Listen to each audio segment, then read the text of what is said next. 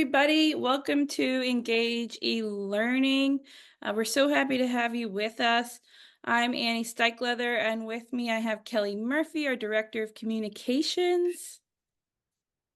Welcome, everyone. So we're going to launch our first poll while everybody joins. Here you go. Have you used a map to plan how to get somewhere? So let's get that going. Here we go. So let us know.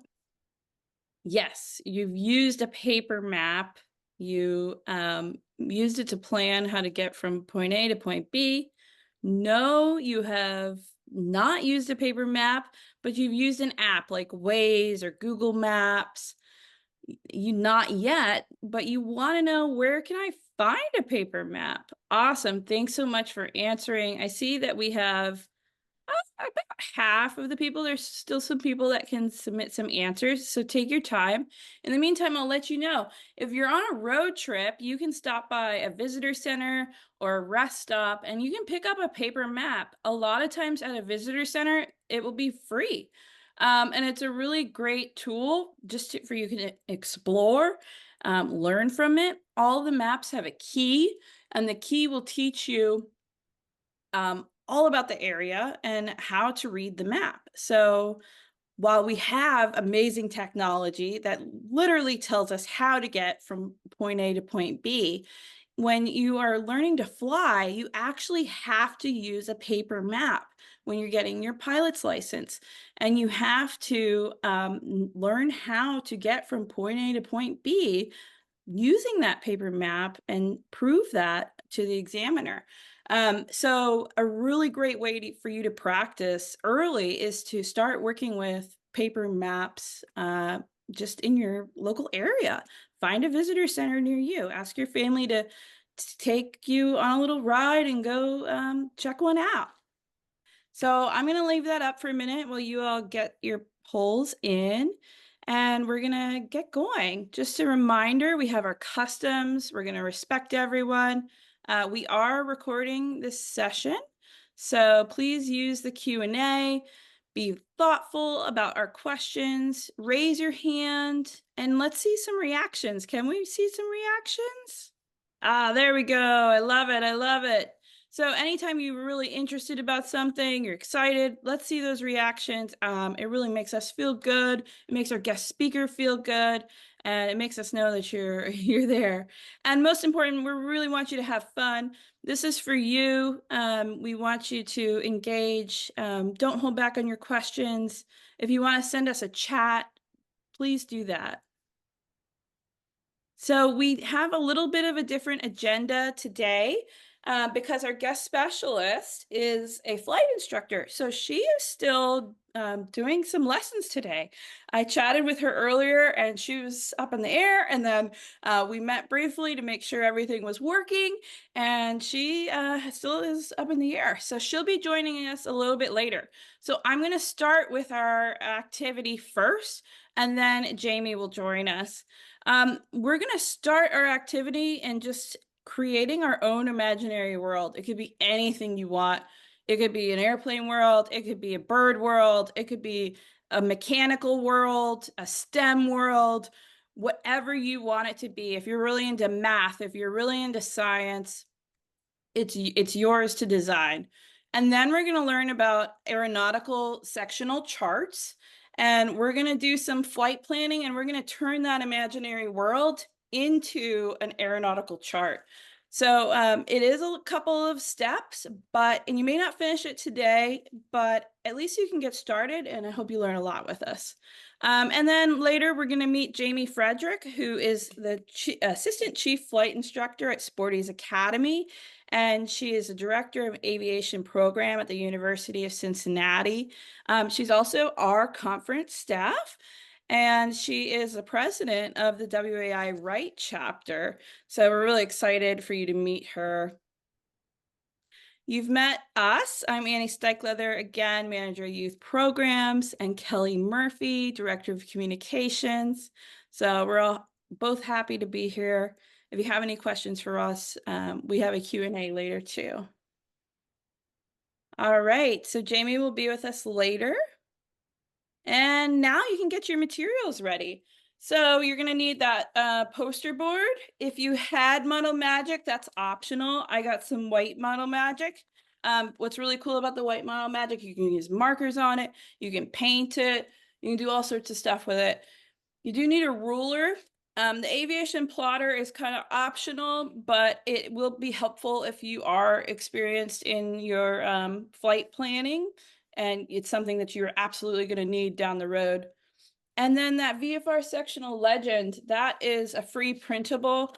That has all those codes that we're going to need to make that imaginary world an aeronautical chart. While you're getting your things together, I'm going to go ahead and end the poll and share the results so you can see. So yeah, we have not had anyone use a paper map, and they're actually a thing of the past. I was really surprised when I started flight training that I had to learn on a paper map. And it's really surprising, but everyone has to do it. So go ahead, go get one. And I'm not surprised by your answers because I use an app when I'm in the car, as I think most people do. So yeah, go get it, go get a map. All right, everybody. So I'm going to, let's see, I don't want to, yeah, so here's our legend. So we're going to come back to that. What I'm going to do is switch straight to my camera. And we're going to come up with an imaginary world together. So if anyone wants to send me a message, the chat will go straight to me and Kelly. If you want to send a message of what kind of imaginary world I should design, please go ahead and do that while I'm transferring. Let's see, Kelly, is there anything in the chat? Nothing yet. Okay. Well, I think they're waiting, Annie, for you to create a map. I want to say though that when I learned to fly when I was 16, which was many years ago, there was no internet, there were no iPads, so I did learn on an actual paper sectional chart. And if you're going to Girls in Aviation Day event near you, and I encourage you all to go onto the website and find one, in your activity kit, you will actually have a real life paper sectional chart that's given to Yes. us by Sporty. So it's really neat, of course, to use the electronic or digital way of finding a place. But Annie here is going to show you obviously what it is when you use paper. So Yes. So we're gonna start from the basics of being a cartographer. So this is someone who designs maps, but we're gonna have a little bit more fun and use our imagination. So since I'm not seeing anything in the chat, I'm going to make a map designed by birds. And my inspiration is because, a lot of airplanes were actually envisioned. The first airplanes were thought from the way that birds fly, and birds were studied very thoroughly to figure out how to make an aircraft. The Wright brothers spent a lot of time on that. So I'm going to, plus I really like birds. So yeah. I'm going to make just some like random mountains, maybe like a bird city. I don't know. And you can do whatever you want. It could be anything you want. But I recently saw a hummingbird outside, so I'm going to start with that. And I think we're going to have Hummingbird Mountain, which is kind of ironic because hummingbirds are the tiniest bird.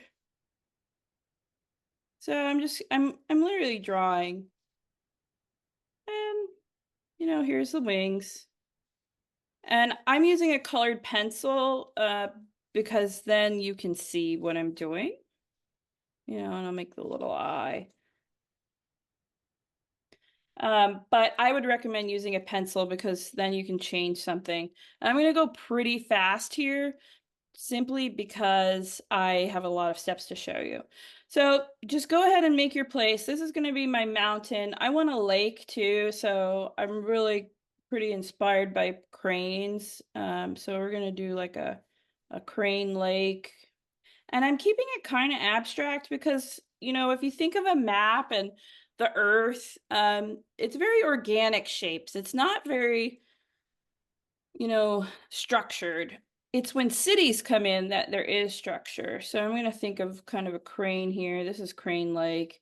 And, you know, I definitely think that people are going to want to get from the lake to the mountain. So maybe we're going to do a road that gets there. And I want a railroad track that goes from there to some city over here. So railroad tracks probably look like 2 lines. All right, so any other birds we want in the chat? Any other birds in the chat? Let's see. I do have a Q&A. Is the hummingbird eye a lake? It could absolutely be a lake, and I'm going to get to that in a moment. Really great idea. In fact, we should put a little eye on the crane because potentially that could be like a little island that some people could get to. Any other birds in the chat or the Q&A? Let's see. Answer live. All right. How about a dove? Let's see. Maybe this will be a little bit smaller over here. A mourning dove. Just flying. And then the tail. And honestly, this is a really great way to start. So I've got, 3 locations. I'm thinking that's okay. You can use the Q&A if the chat's not working for you. So I have 3 locations. I've got a lake, I've got a mountain, and I think this is going to be kind of my city area. And again, we know we need roads to get to the city area. So I'm going to have a road that gets to my lake. I'm going to have a road that gets to my mountain. What are some other things we need to get things running? So we have a railroad track actually here too that's going from my city, my lake, my mountain. Maybe it should go back. So I'm going to have it go, it's going to be a scenic railroad track. So it's actually going to go back to the city. I know this looks kind of interesting right now, but that's why cartography is so fascinating. We could add an airport and we should add an airport. And maybe we want more than one airport. I am going to save the airports for a little bit later, Emily, because that will be a last step. What about how do we, like, if this is our city, how do we get power to it? What do we need there? I'm going to do a different color for that. Power lines, right? So we could do another color. This is going to be power lines. I'm just giving ideas out there. Maybe we want another little bird over here, like a little wren. You could have a duck, some geese. I don't know. Okay.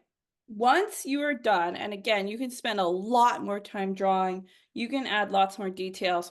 You're going to take your model magic, and because I have Hummingbird Mountain, I'm going to make this a mountain. And that's where the model magic comes in. And if you have colored model magic, you can use the colored model magic. I love the idea of a visitor center on the mountain. Great idea.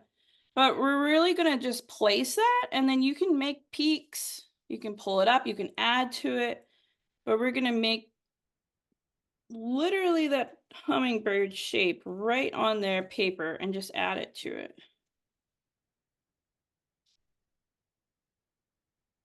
And I know it's going to look funny at first until we get there, but we will get there.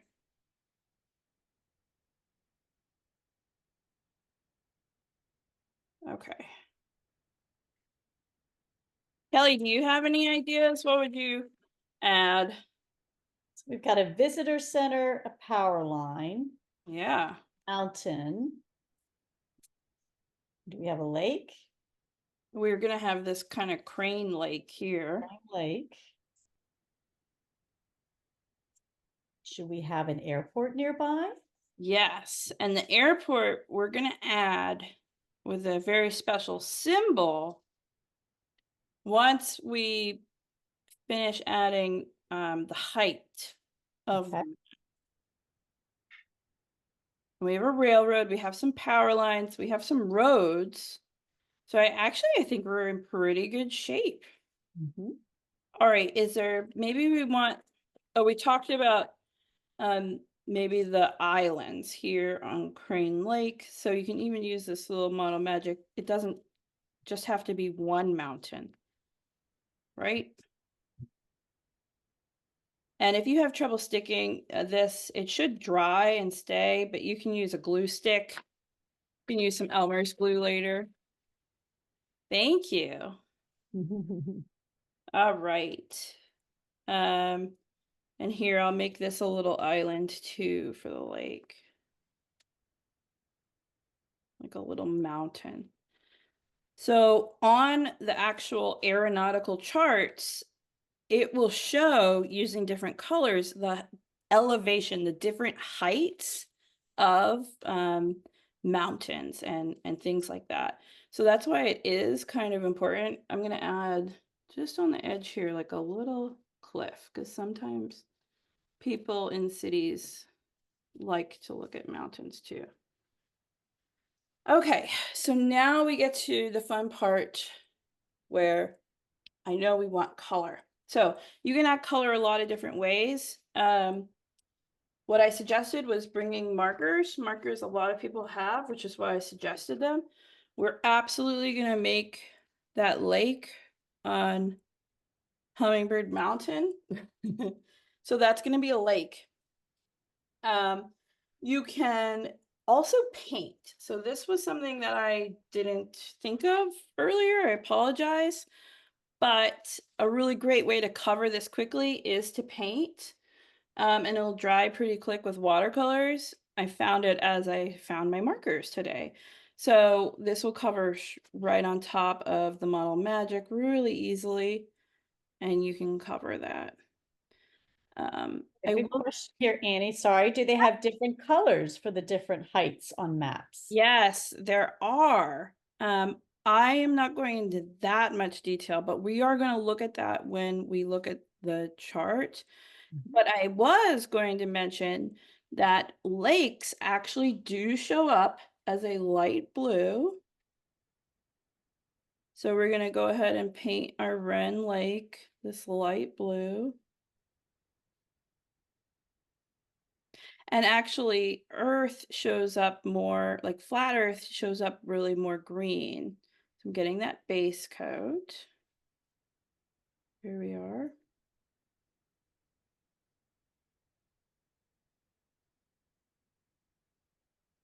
And then cities are actually yellow, and they show really, really, really dense population.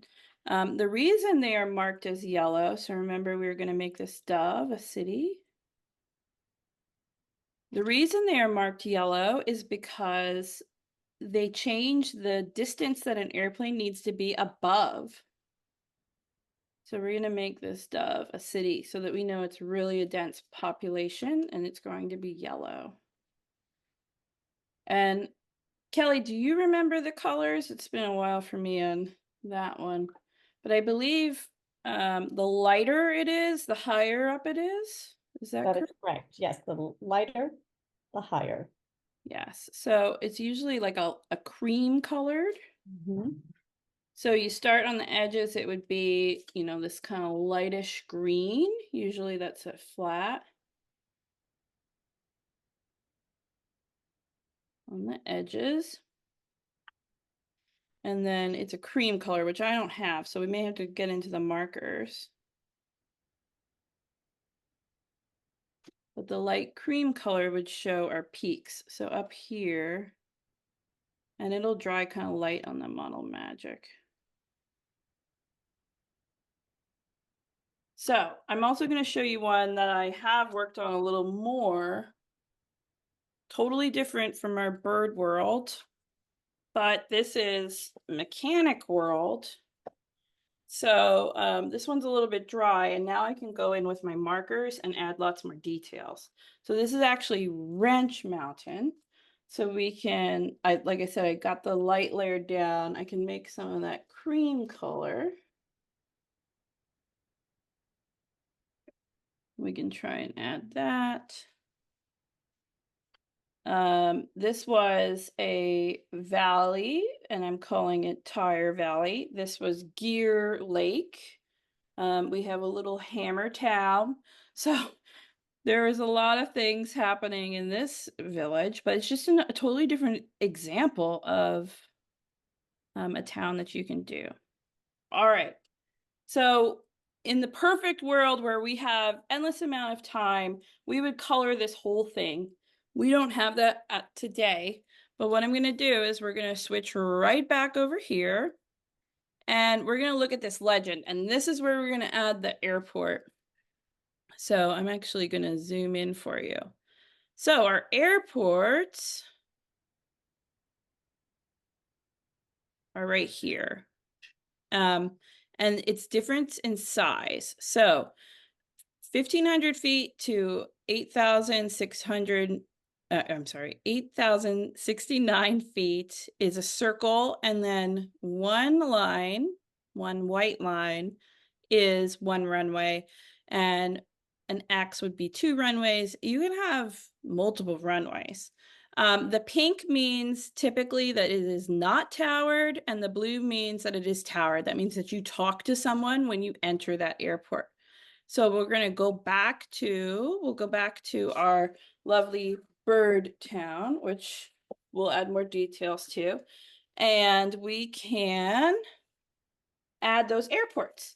So I'm going to add a towered airport closer to the city, because towered means that there's going to be more people that that's why you need air traffic control to come and talk to you or to help you navigate in, because there's going to be more people that are coming in at once.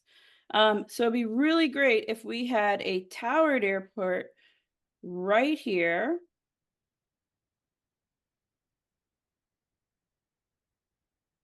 Right on the edge of that city so that all those people can go there. All right. Now out in the middle, we can put a non-towered airport.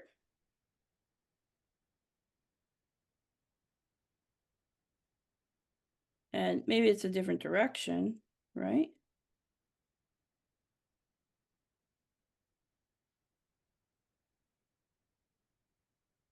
And that airport, we don't really have to talk to anybody. It's in a rural area. It's kind of between the lake, between the mountains. It's not as complicated. And even further, maybe all the way over here, we can put a really, really big, a restricted private airport. How about that? And that's an airport that is not owned by the public, but it's owned by maybe someone that has a lot of land. So we can put that maybe here as an example. Let's look at the Q&A and see if there's anything else. Okay, dismiss. Maybe an airport by the lake or on the other side of the mountain, somebody. Yes, I love that. Mhm. Yes, we did the lake. Awesome. Yes, different colors. So we talked about that, and I'll show you that on the sectional because the colors are important. Awesome. Okay, so I have an idea. If you look at your legend, we can put a seaplane base on our lake. What do we think about that? That would be really neat. So how about, let me see if I can get that. So it looks actually like an anchor. There, and because it's magenta, we don't need to talk to air traffic control to get in there. I will say that it's not that you don't need to talk to anybody. You do announce when you're coming in, you say your intentions so that if there is someone else in the area and they're trying to land at the same time, they know what's going on. Okay. All right, let's look at this. Now, what about I'm just going to do some other things here. Towers, obstructions. So these are things that are really, really tall. So those are things that we can add this little flag. This means that it is something that is a really popular land point. For example, this valley right here on our, let me scooch this over, right here, that's something that's probably really easy for people to see from the sky because they'll know that the beginning of the city starts here and there's that mountain peak. So that probably would have a flag. The lake would probably have a flag.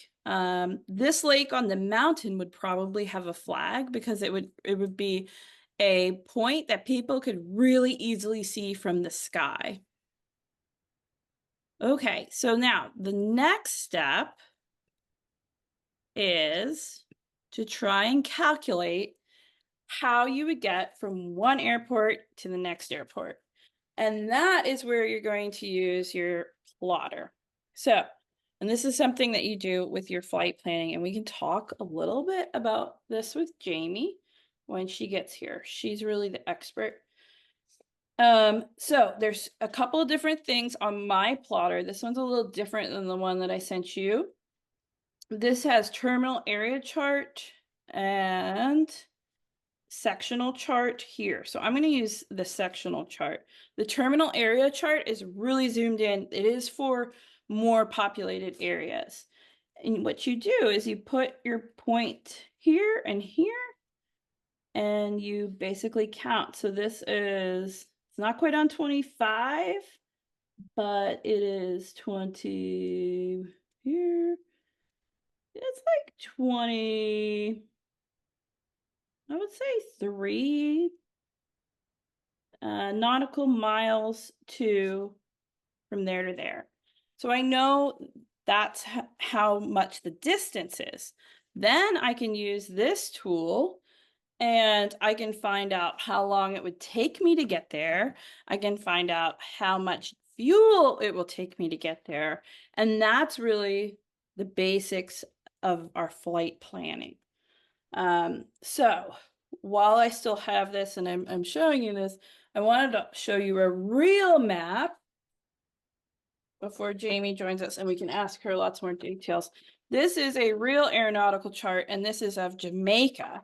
So this is where you'll see as it gets lighter, that's where the elevation gets higher. And then here are our airports. So these are a blue airport. That is going to be a airport that we talked to ATC. And in addition, we have a city because it's yellow. We have this mountain area. All right. We have a restricted airport that I talked about here. Maybe able to zoom in a little bit for you. So the other things that you can add, and I'll get to the Q&A in just a minute. There should be towers in the city, you're right. There are so many things that we can add to this, and you can spend a lot of time on your imagined aeronautical chart. But obviously we only have a little bit of time today. But so I encourage you to kind of look at this and then think of your imaginary place and kind of merge them together. Use the legend and see how many things on the legend can you get here and match the colors. The other thing I'll say is if you are an international junior member, you may have a different chart. This is a United States chart, so colors could be a little different, numbers could be a little different. I encourage you to Google what charts look like in different countries. This is an international chart of Jamaica. What else do I want to show you? I was about to say, the airspace. So in this section here, there's the airspace and there's the latitude and longitude. So that's something that you can add to your chart, and that's why I suggested a ruler. Once it's all finished and all colored in, You can add your latitude and longitude, and you can even calculate the location on your imagined world of where your airport is in reference to the other airports. And another important feature on our aeronautical charts is this number. So this number actually tells us the highest elevation or the highest point on that chart in this particular square. So that's why these numbers are all different. And then that allows us to really quickly find, okay, where is that highest elevation? So that when you're in the sky, you want to find that and make sure that you're aware of where it is on the chart. All right, so I see lots of questions. I'm going to switch back to our PowerPoint. And Kelly, do you have anything that we want to add? There was one symbol, Annie, I thought since a lot of the girls might Yeah. do with drones Oh, in the great. miscellaneous area, right? Yes. What is the UA. sign we use? Here we go. Yes. Unmanned aircraft area activity. So we can add that to our world. And then that also tells you that that is a place. If you are flying, or if you potentially would like to fly a drone, you may be able to, there may be a drone box there for you to safely fly. Exactly. And then one other resource I wanted to tell you about is this lovely website. It is called skyvector.com. And it's a free website. You can look at aeronautical charts all over the place. So that was the DC area, but here is the world. And you really can zoom in and explore. It tells you the current weather. So KHEF is the acronym for the airport that I fly out of. And you can see it's, it is a towered airport. Kelly has flown out of Warrenton, Culpeper, and it is non-towered. And then this gets more into the airspace. And this is something that you can add to your world too. You can add your own airspace, things like that. You can try and find your area wherever you are and explore, find the airports, all that. This will tell you the weather, even the winds. There's a lot that you can learn exploring this free resource. So definitely check that out, skyvector.com. All right, any other questions? Yeah, a visitor center on the mountain. We could definitely make that yellow for a more populated area on the mountain. Yeah, I think we answered most of the questions so far. Awesome. I love how everybody was engaging. Let's see. On here too, you can actually do, you can kind of experiment with flight planning. Just be careful with this button because you don't want to file anything. So don't do that. But this is entering waypoints and departure and destination. This is an airport. Let's see if we can zoom out real quick. Maybe Jayme can help us a little bit. So I'll do like, say we're going to the Culpeper. Okay, go.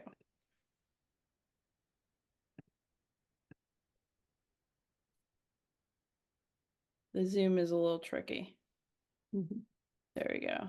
All right, so here's Fort Meade, here is Stevensville. So if you wanted to put that in, you would put in the acronym of that airport here and here, and you can just kind of experiment. It's a free website. Okay, here we go. So Jayme is going to be joining us really soon, and I'm super excited. We've learned a lot about VFR. So VFR stands for Visual Flight Rules.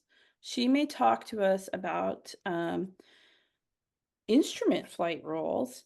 And before she gets here, we have one more poll to launch, which is what part of navigation and flight planning is most interesting to you? Is it exploring aeronautical charts, calculating distance and time, planning a cross country with visual waypoints, or aeronautical cartography, which is kind of what we just did, which is transforming a location into a map for people to navigate? So here we go. I'm going to launch this poll. And I can't wait to see your answers. And then we have an introduction video from Jayme.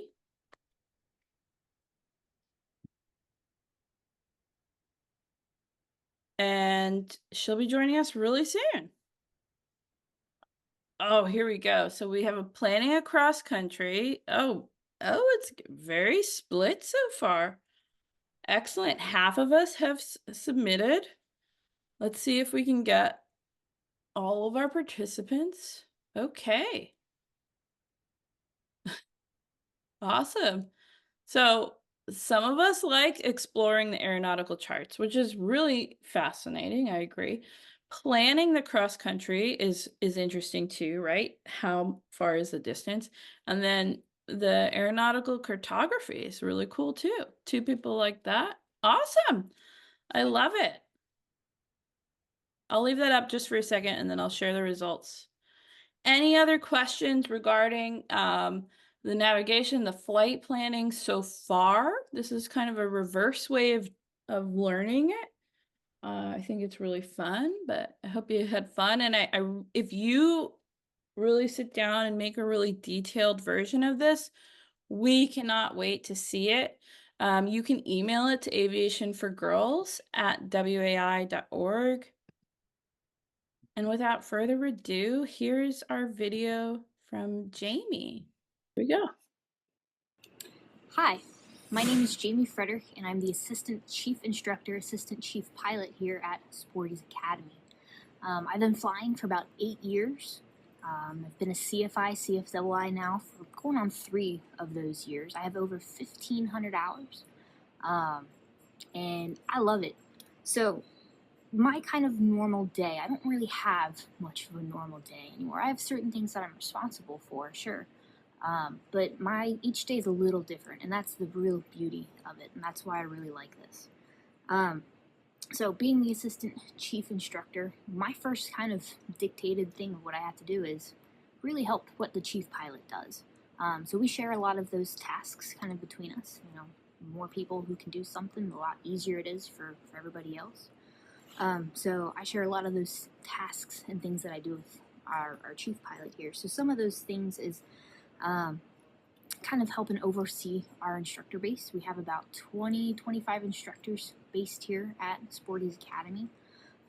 So a lot of them will kind of come up with new questions, things like that they see from their students, and they want kind of a more FAA-minded answer on how to deal with some of those problems, or just kind of help the students along too. Maybe their student is struggling and they want a different perspective on how they can help them. So I help with that a lot. I help with our CFI indocs.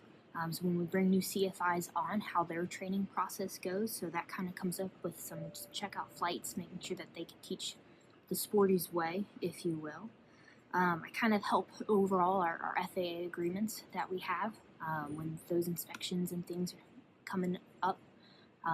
We kind of work collaboratively, our management office, our management team, to help facilitate those, make sure we're all doing what we're supposed to be doing with the FAA. I am still a normal line instructor. I have about a small handful of my own students that I work with, so kind of help facilitate their aviation journey. I am a check instructor, so I handle a lot of I actually oversee our stage check process, but I do some of our actual stage check testing as well. And that's just a brief kind of small little test that we give our students at different stages throughout their training to make sure that they're on the right track, make sure that their student or their instructor knows that they are still on the right track, that the student's on the right track, the instructor's doing what they're supposed to be doing. So I help facilitate a lot of those tests and things.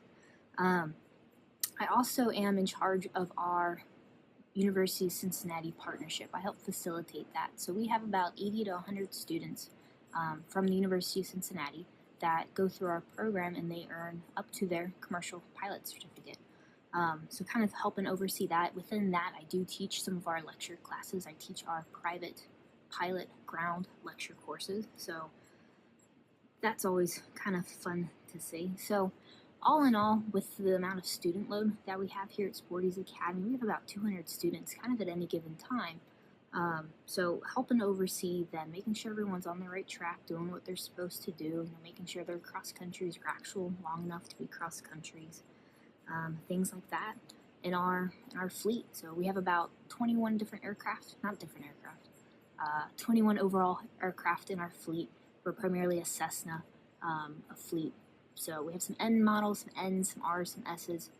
We have a 182.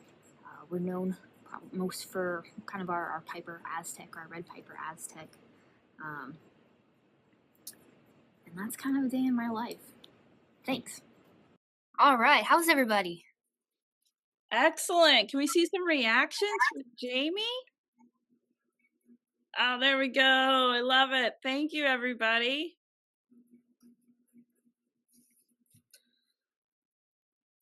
Awesome. Well, Jayme, take it away. Tell us about this location. So, I work for Sporty's Academy. We are a part of the Sporty's Pilot Shop kind of overall company.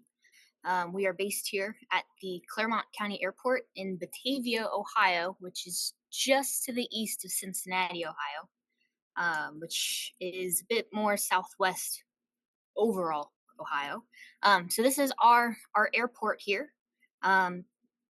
For the most part, everything you see in this picture is Sporty's, minus like one or two buildings. So we have kind of our overall fleet, our overall runway, the really, really kind of big black building where all the like darkened out windows. That's actually where I'm sitting right now in this big, I think it's 100,000 square feet building. It's a big building. But that's where we're based here at Claremont County. So it's never a dull moment here. I love it. Well, some of our participants have just said in the Q&A, Miss Jayme, there is a helicopter sneaking up behind you. There is. So the cool thing with Sporty's is, so yes, we're a pilot shop, but we have two other kind of catalogs.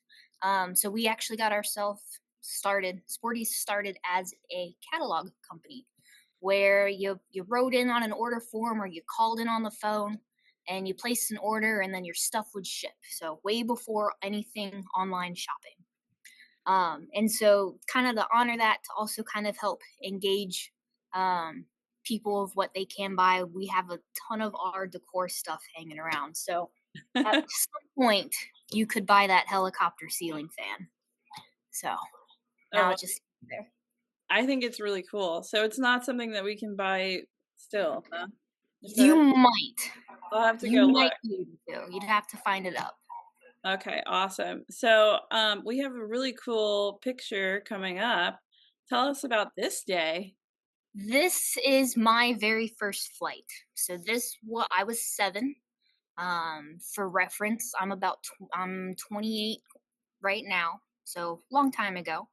But this was my very first flight. I was in the back of a small little Cessna, which is pretty similar to what I fly now from the Cessna line. But this was me just shoved in the back seat. I was never a kid who wanted to fly airplanes. I thought airplanes were dumb. I wanted to do rockets in space. So when it came time for college, it was like, all I know is engineering. I'll go deal with rockets. So I got into that for about a year and a half, realized this is not for me. I am not getting this. I would rather go fly than design. How do I go do that? And right around the time I was really making that decision, my mom stumbled upon this photo again, and kind of reminded me, hey, from the get-go, you kind of said that you wanted to do something in this field. So you're still kind of honoring your past self a little bit, even though you're on a different track than what you maybe originally thought. So that's my sister next to me. She did not like the flight, but I absolutely loved it. My dad took that photo. Oh, I love it. Excellent. Wonderful story. This is me now, or me approximately 6-ish months ago, since I've been growing my hair back out. But this photo was taken kind of when we were um, announcing our new position. So when I became the assistant chief here at Sporty's, they kind of um, posted all these photos out and stuff like that. So every once in a while, we'll have picture day. You still have picture day as an adult. Trust me, it's always fun. But you get to usually pick what you wear. Um, so they kind of threw us in front of a couple different airplanes. Some of them I don't fly at all. So I kind of feel like I'm lying a little bit when we do those photos because I haven't even sat in the airplane, no time in them at all. But this one I've flown a few times. It's a fun little plane. It's fast. Very nice. We did have a comment that the picture when you were little is really cute. Yeah, thank you. So this is another kind of view of our airport. This is actually the view I have from my office. So I oversee the flight line up here in our management offices. It's out that window right here to me. So I see a lot of the day to day, what's going on, making sure this ramp is keeping, safe. Safety is number one in aviation, no matter where you go. Sometimes the maintenance team, if you see that little yellow kind of golf cart, they'll hop on and off of that, kind of get in places a bit faster for us. They'll sometimes give me a ride on that too. Oh, fun. Not as fun as the airplanes, of Not as course. fun as the airplanes, but it's fun going down the taxiway on a little golf cart. Yes. Okay. All right. Tell us about this. So we at Sporties have we have 22 airplanes in our fleet, give or take. Most of them look like this on the inside. So this is what my typical airplane looks like. I sit at the right seat as a flight instructor, so my students will sit on the left side. So that you're kind of sitting in the student's perspective a little bit. Mhm. So you have kind of your basic instruments, if you guys have learned about that at all. So on the very far left, you have all the engine instruments. The middle, right in front of that left yoke, is your what we call the six pack. So it's your kind of your primary instruments with things. And then everything to the right side of that is kind of the fun stuff. So there's a GPS. This particular plane looks like a touchscreen GPS, so we're a little bit more modern than other people. Some radios, a transponder to let ATC find us a bit easier, and then we have an autopilot, a really kind of nicer autopilot than most general aviation people have. So that's what my typical plane looks like on the inside. And we had a question. Is that a Piper? This is not. We are Oh, we're a Cessna fleet. We only have one Piper in the fleet, and that's our multi-engine Aztec. But this is a Cessna 172, and it's an R model. Good excellent. question. Really good question. And then I had a question. Um, Sure. so we spent a lot of time working on aeronautical charts and we had some fun kind of designing cities, lakes, mountains. Yeah. But what are the instruments on here that really, really help us navigate and how does that connect to the chart? How do they work hmm together? So there's a ton of little stuff on the chart. If you look really carefully, that helps us out as pilots. Um, One of those things, which is not as modern as you think, um, we're slowly getting away from the system, but the system is still there. If in case we need to revert back to it, we really can still. And system is called a VOR, and it Hmm. stands for very high omnidirectional frequency. So what we have on the ground, and these are depicted on our chart. Whenever you see a little kind of it's a really thin blue line compass rose. So it has a circle with all of your lines. Find one on here. You're getting close to it. Go left a little bit. if it will behave. Let's see. I know where there is one. Let's see It's the under one. your box. It's Yeah. under that navlog box. There it is. So right where that green dot, I can tell at the very center of this compass rose. So if you go out a little bit, Annie, to the right, I don't know if the website will behave. that's fine. Here we You go. want to just kind of highlight the compass rose a little bit. Yes. Kind of like, Up. let's try. Oh, There we go. okay. Is that okay? Fine. There is also So one out here. be a few out there. There it is, right Here's one. down in there. So Yeah. that big kind of blue circle there, there's a little frequency in a box next to it, and I can take that frequency, dial that into my radio, and then hitting some more buttons. See the little Morse code in there? Mm-hmm. I Right can hear those Morse code clicks, the long and short pauses, and make sure that I'm listening to the right station. So at the very center of that compass rose on the ground is a VOR. Really what it looks like do we all know what like a old style birthday hat looks like, the little cone? Yeah. It's basically a birthday hat. It's a white birthday hat on a really big concrete disc.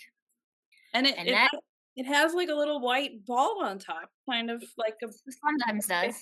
hat.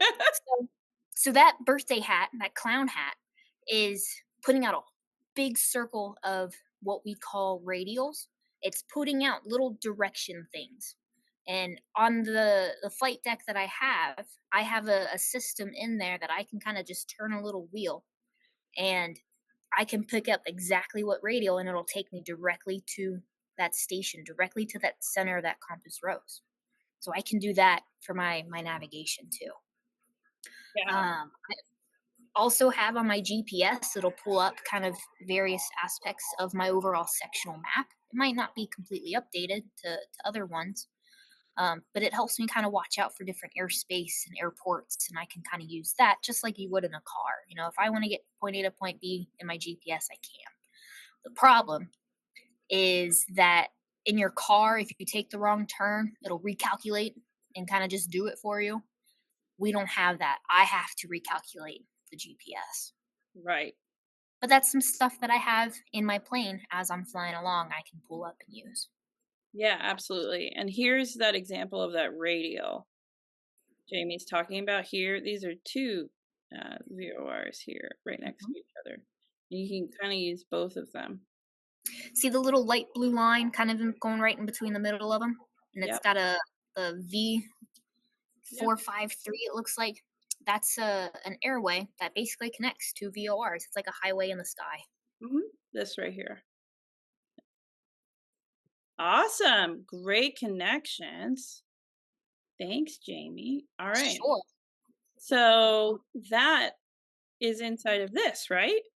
A little bit. Oh, So there's some different antennas on the plane. This is a bit more me and my instructor type of role. I wear a lot of different hats here, like you saw in my intro video. But a really cool thing that I always do as an instructor is I'm known for climbing up on the plane in these types of photos. Plus, it just looks cool, right? So this was a student of mine who just did her first solo. I love it. I love it. She looks so ecstatic. Were you super proud too? I was. She had some struggles. She knocked it out of the park that day. Awesome. So in your career as a flight instructor, what is that like for you? And what's your favorite part? My favorite part, honestly, has to be the cross countries that we do. Different certificates have different amount of hours of cross country, and when I say cross country, it's not like I'm flying to California here from Ohio. A cross country in terms of a regulation is anything greater than 50 nautical miles from your original starting point. So I can leave here and really go anywhere. Usually I let my student pick our destinations. Sometimes I wake up and, hey, I know I've got an 8-hour flight somewhere today. I don't know where. And then we talk about it before we go on the flight. So making sure that their pre-flight planning, all of their flight planning is done. But I have some fun stories about different cross countries, some different scenarios I've gotten myself into just because as it happens. And just because you do all of your homework for your flight plan before you go, doesn't mean that it's not going to change during that flight. And that's the cool thing to kind of teach people how to do, as well as do for yourself. That's really the fun part of flying, regardless of being an instructor or not. Awesome. I love that. Yeah, you have to be flexible, right? Oh yeah. Oh yeah. So this was a fun trip. This is actually the airport in Gatlinburg, Tennessee.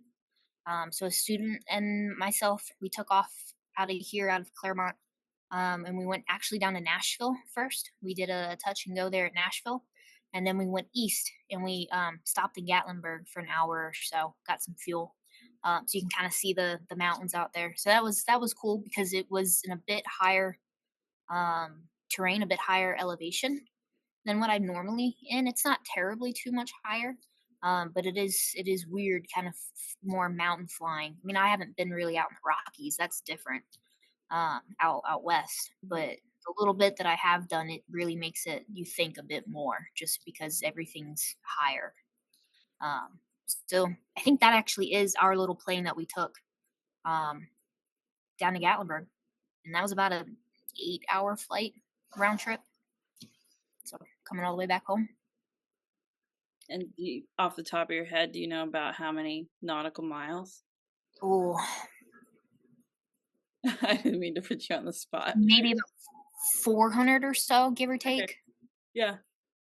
Um, Another cool thing with flight planning is that maybe you're not doing a cross country. Maybe you just want to kind of go sightsee a little bit. So about 20 minutes from here is downtown Cincinnati.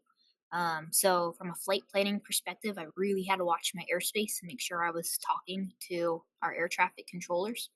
But they let me do some circles over downtown. So you've got the Bengals stadium there, kind of at the bottom underneath my wheel, and then just kind of above it, that's the Cincinnati Reds stadium, our baseball team. So our football and our baseball stadiums kind of right down there. We're also along the Ohio River. We have 7 bridges connecting Ohio to Kentucky right through here. So that's about 4 of the bridges right there. Awesome. Different type of flying, but still needed a lot of flight planning and looking at maps and stuff to make sure I'm in the right spots, different airspaces and things. Yeah, and the bridges and things, those are flagged, or the stadiums are all flagged on the aeronautical chart. So Yep, these really great waypoints that you can use to visually get there. exactly. This was one of my kind of weird have to change tactics in the middle of a flight. So there's really 2 different types of flying. There's what we call VFR, so visual flight rules, and there's IFR, instrument flight rules. And if it's a really nice clear day, not a cloud in the sky, most people do VFR flying, that visual. They can look outside. On the flip side, the instrument, most cases you can't see outside. You're either in clouds or maybe you can't see the ground over a cloud. You're kind of flying above them. So this flight in particular started out as a VFR flight. So it was really, really good, clear skies, things like that. And then on the way home, the clouds started building up a lot more. So we decided to change tactics and talk with ATC, air traffic control, and change our flight into an IFR flight, which has a lot more details and procedures we have to follow in order to still kind of make it home. But it gave us some awesome views through some clouds, which is always fun. Awesome. And since we're on flight planning now, there's a whole different chart, There's right? a whole different chart. It looks kind of similar to the ones you guys have been looking at, but it takes away a lot of the yellow. It takes away a lot of the ground landmarks. It's all just lines. You got to follow kind of a highway in the sky type of deal without any sort of landmarks on the ground. And that makes sense because you're not going to have those See landmarks. them. Exactly. You can't see them, so why have them in the first place on your map? Yeah, it checks out.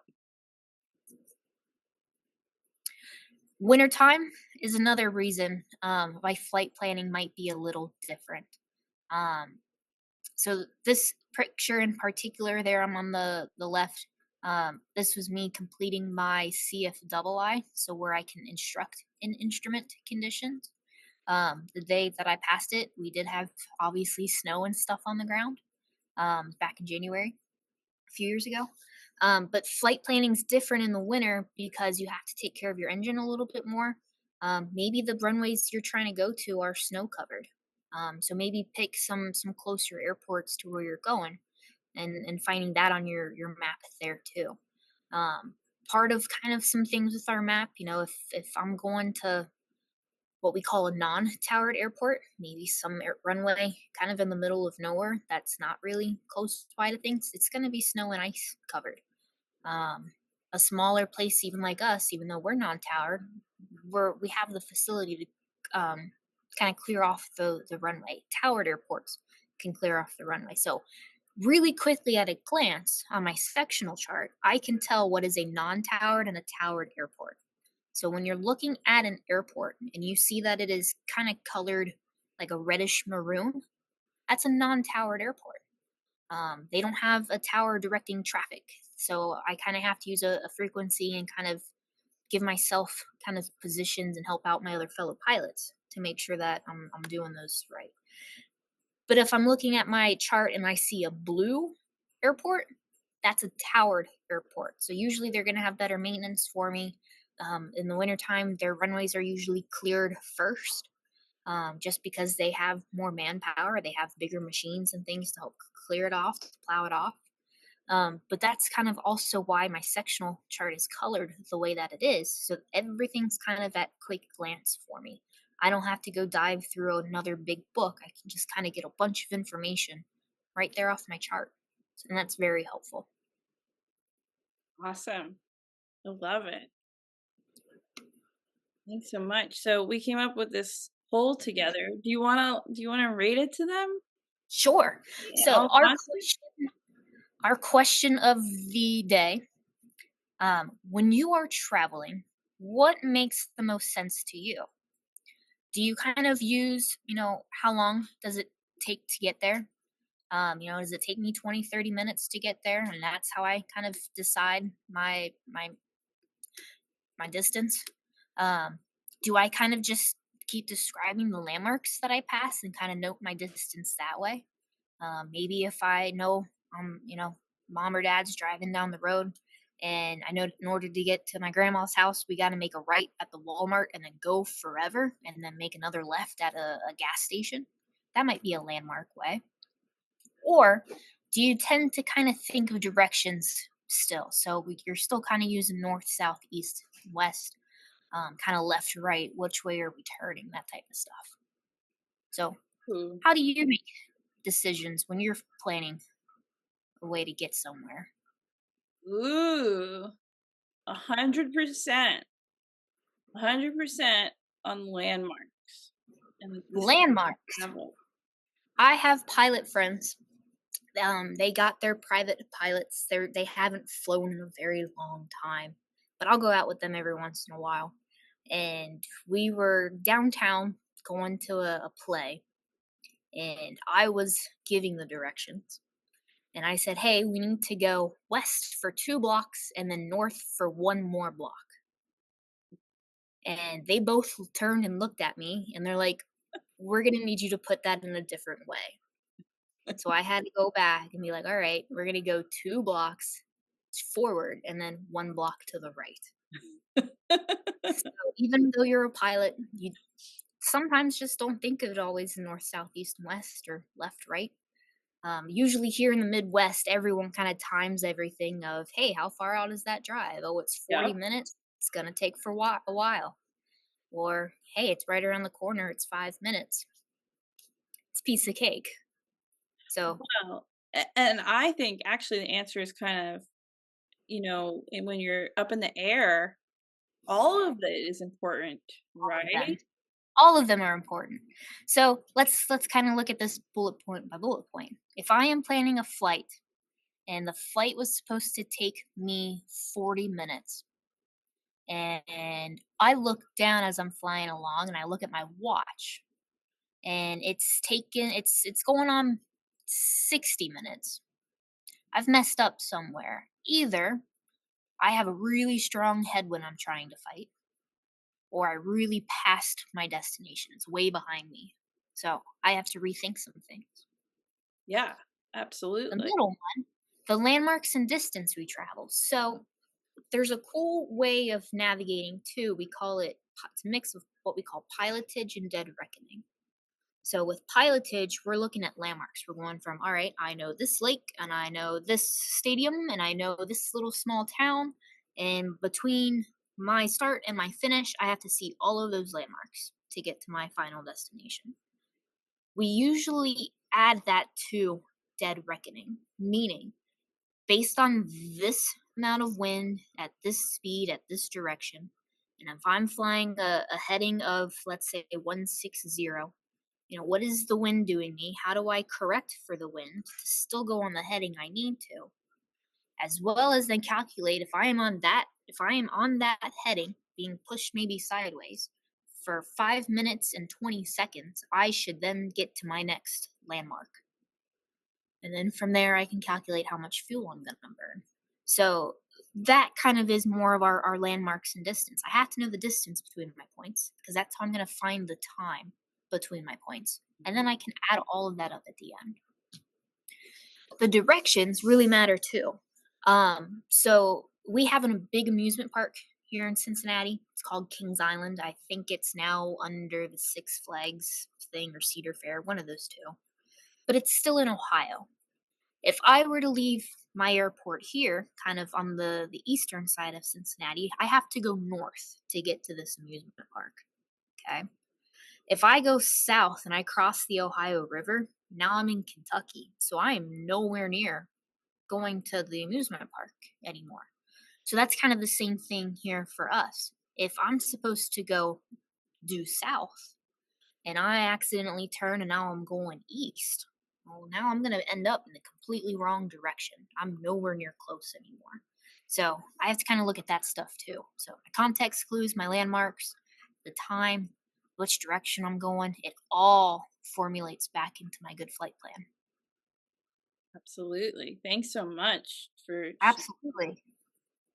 um amazing job. We did have a thank you and that they enjoyed it very much. We are a little bit over, but that's okay.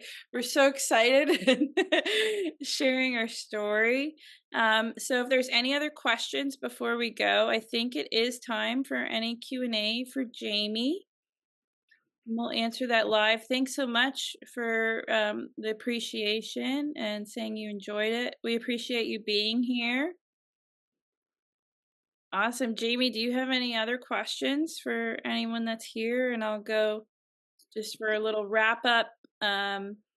Yeah, Just anything you think of in terms of directions, pay attention to how you think about it and make sure you're going in the right spot yeah. And it takes a long time to to think figure about it all that. out. But It if does. you start early, and that's actually one of the things I started with is Mhm. have you used a paper map? And they can go and get a paper map at a visitor center and just learn their town. That's how I started. So that's kind of where we started today, um, Very cool. which will help if you do want to go and get your pilot's license or drone license or anything, because you'll be one step ahead. You'll understand how to read the maps. You'll start learning directions. That's not the GPS telling you how to do it. Correct. Yeah, I love that. So just a little reminders. We do have an activity raffle for our next Engage E-Learning. You can enter and we are going to be drawing it live. So this is really just a luck of the draw. It's like a lottery prize. So everybody please enter that contest. Our next youth programs, we have Connect News next month and our September Engage E-Learning, which will be featuring maintenance. I'm so happy that everybody joined. Jayme, you are amazing CFI. I learned so much. I'm so grateful that you were able to share your favorite part, and, just share your pride for your students soloing. And just, I love the connections with the VOR and everything. And anything else you want to add before we go? Just keep trying. Honestly, if you don't like what you're kind of doing, maybe there's a different way to do what you want to do in the end. Just keep trying. Really good advice. Thank you so much. Sure. Thank you for that advice. Bye, guys. Thank you, Jayme. Bye, Jayme. Thanks, Kelly. We'll see you all again. Bye, AFG crew.